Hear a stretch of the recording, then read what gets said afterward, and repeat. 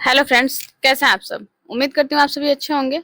मैं सुमन पटेल आपके अपने यूट्यूब चैनल ग्लोबल क्लासेस में एक बार फिर आपका स्वागत करती हूँ। अगर आप चैनल पर पहली बार हैं तो प्लीज चैनल को सब्सक्राइब कर लीजिए और बेल आइकन को प्रेस कर लीजिए ताकि जो भी वीडियो मैं अपलोड करूँ सबसे पहले वो वीडियो आप तक पहुंचे। तो चलिए शुरू करते हैं क्लास को। आज हम देखेंगे क्लास 10th हिस्ट्री चैप्टर 1 का कुछ क्वेश्चन है जो शॉर्ट टाइप क्वेश्चन है, जो आपके एग्जाम लेवल के लिए बहुत ही ज्यादा इंपॉर्टेंट है। देखिएगा, आपका पहला चैप्टर का नाम है यूरोप में राष्ट्रवाद का उदय।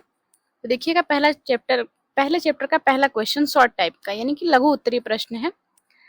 राष्ट्रवाद से क्या तात्पर्य है? आपका पहला क्वेश्चन है। आंसर आपको सिर्फ 2 लाइन में लिखना है क्योंकि शॉर्ट क्वेश्चन है तो आपको शॉर्ट आंसर भी लिखना है।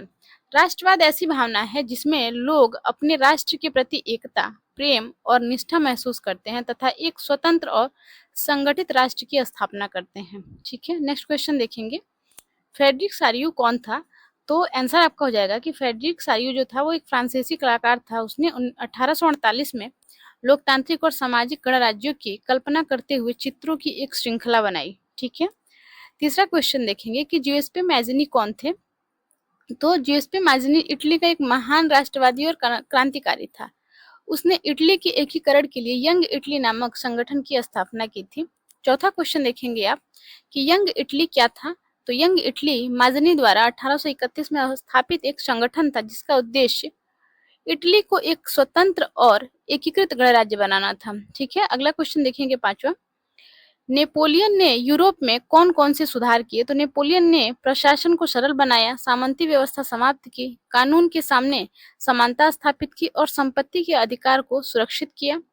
फिर छठा क्वेश्चन देखेंगे, नेपोलियन संहिता क्या थी? तो नेपोलियन संहिता क्या थी इसके बारे में जानेंगे। इसका आंसर देखेंगे, 1804 में नेपोलियन द्वारा बनाई गई कानूनों की संहिता को नेपोलियन संहिता कहा गया। जो नेपोलियन के द्वारा कानून बनाए गए थे उनको नेपोलियन संहिता कहा गया था।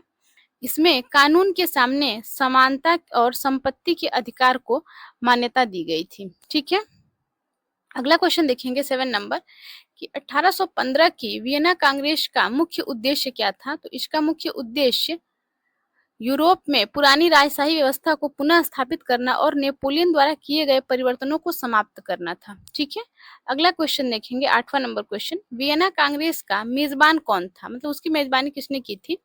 तो आंसर आपका हो जाएगा ऑस्ट्रिया का चांसलर ड्यूक मेटरनिक्स जो था वियना कांग्रेस का प्रमुख नेता था और इसका जो मेजबानी करता किया था उसने। ठीक है, उदारवाद से क्या तात्पर्य है? तो उदारवाद का अर्थ व्यक्ति की स्वतंत्रता, कानून के सामने समानता और प्रतिनिधित्व सरकार का समर्थन करना था। ठीक है, आंसर हो जाएगा आपका। नेक्स्ट क्वेश्चन देखेंगे 10वां नंबर आपका क्वेश्चन है, जर्मनी का एकीकरण कब हुआ? जर्मनी का एकीकरण 1871 में हुआ था। आंसर हो जाएगा आपका। जर्मनी के एकीकरण में किसकी प्रमुख भूमिका थी? तो जर्मनी के एकीकरण में ऑटोमन बिस्मार्क की प्रमुख भूमिका थी। उसने प्रशा की सेना और युद्धों के माध्यम से जर्मनी का एकीकरण कराया था। ये लॉन्ग टाइप क्वेश्चन में भी हमने आपको ये क्वेश्चन कराया है। ठीक है, अगला देखेंगे, इटली के एकीकरण में माज़नी का क्या योगदान था?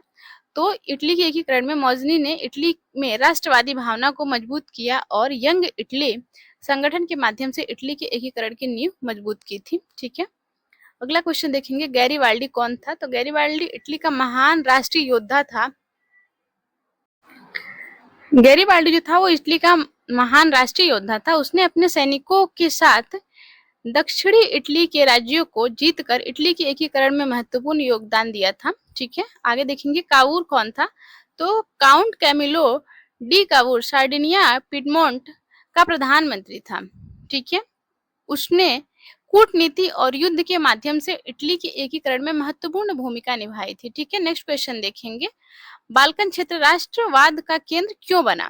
ठीक है, तो बाल्कन क्षेत्र जो था वो अनेक जातीय समूह रहते थे वहां पे और वो ऑटोमन साम्राज्य कमजोर हो रहा था। वहां पे जो ऑटोमन साम्राज्य था वो कमजोर हो रहा था। विभिन्न समूह स्वतंत्र राष्ट्र बनाना चाहते थे, इसलिए यह क्षेत्र संघर्ष और राष्ट्रवाद का केंद्र बन गया। तो आपका क्वेश्चन है कि बाल्कन क्षेत्र राष्ट्रवाद का केंद्र क्यों बना था? तो वहां पे अनेक जाति और समूह होने की वजह से वहां का जो साम्राज्य था कमजोर पड़ रहा था और वहां वो जो था राष्ट्रवाद का केंद्र बना। ठीक है, फ्रांस में फरवरी 1848 की क्रांति का क्या परिणाम हुआ था? तो देखिएगा इसका आंसर, इस क्रांति के परिणाम स्वरूप फ्रांस में राजशाही समाप्त हुआ और गणतंत्र की स्थापना हुई। वयस्क पुरुषों को मताधिकार भी दिया गया अगला क्वेश्चन है आपका 17 नंबर। टोटल हमने 20 क्वेश्चन लिए हुए हैं जो आपके एग्जाम के लिए बहुत ही महत्वपूर्ण है। तो देखिएगा क्वेश्चन, 17 नंबर क्वेश्चन क्या है आपका। 17 नंबर क्वेश्चन है 1848 की क्रांति का यूरोप पर क्या प्रभाव पड़ा था। तो 1848 की क्रांति से यूरोप में राष्ट्रवाद, लोकतंत्र और राजनीतिक स्वतंत्रता की भावना को बल मिला था। ठीक है, आगे देखेंगे क्वेश्चन 18 नंबर। 18 नंबर का क्वेश्चन आपका क्या कह रहा है। 18 नंबर क्वेश्चन है आपका, जर्मनी के एकीकरण में प्रशा की क्या भूमिका थी। तो आंसर आपको हो जाएगा कि प्रशा ने बिस्मार्क के नेतृत्व में युद्धों और राजनीतिक प्रयासों के माध्यम से विभिन्न जर्मन राज्यों को एकजुट किया था। ठीक है, अगला क्वेश्चन देखेंगे, राष्ट्र राज्य से क्या तात्पर्य है। तो ऐसा राज्य जिसमें अधिकांश लोग समान राष्ट्रीय पहचान और राष्ट्र की भावना से जुड़े हों उसे राष्ट्र राज्य कहा जाता है। अगला क्वेश्चन है आपका 20 नंबर, ये लास्ट क्वेश्चन है आपका। शॉर्ट टाइप क्वेश्चन जो भी है उनके, उसका लास्ट क्वेश्चन है ये। ब्रिटेन का निर्माण किस प्रकार हुआ था। तो ब्रिटेन का निर्माण एक लंबी राजनीतिक प्रक्रिया से हुआ। इंग्लैंड ने स्कॉटलैंड, आयरलैंड और अन्य क्षेत्रों को राजनीतिक रूप से अपने साथ जोड़ा और एक संयुक्त राष्ट्र राज्य का निर्माण किया था। ठीक है, देखिएगा ये जो है आपका जो सीरीज चल रहा है हिस्ट्री का, पॉलिटी का, जियोग्राफी का, ये सारे सीरीज को आपको देखना है क्योंकि ये आपके एग्जाम में बहुत ही हेल्प करने वाले हैं। और एक दिन में कोई भी बच्चा एक दिन में पढ़ाई को पूरी नहीं कर सकता है, आपको डेली थोड़ी थोड़ी चीजें पढ़नी पड़ेंगी। ठीक है, तो सबसे पहले देख लीजिएगा यहाँ पे आपको कौन कौन से टॉपिक्स जो है पढ़ने हैं, कौन कौन से महत्वपूर्ण टॉपिक हैं। तो आप देखेंगे हमने सारे टॉपिक्स आपको लास्ट में लिख दिए हैं। इन प्रश्नों को विशेष रूप से तैयार करना है आपको। कौन कौन सा, माजनी और यंग इटली, नेपोलियन संहिता, वियना कांग्रेस, जर्मनी का एकीकरण, इटली का एकीकरण, बिस्मार्क की भूमिका, गैरीबाल्डी का योगदान, काबूल का योगदान, बाल्कन क्षेत्र में राष्ट्रवाद और 1848 की क्रांति। ठीक है, राज्य, राष्ट्र राज्य और उदारवाद की परिभाषा, ये सारे टॉपिक्स आपको पढ़ लेने हैं अच्छे से।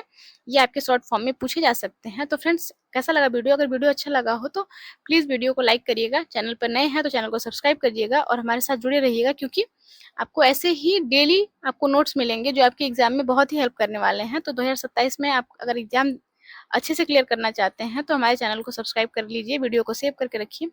आज के लिए बस इतना ही, कल मिलते हैं अगले टॉपिक के साथ। तब तक के लिए बाय बाय, जय हिंद, जय भारत।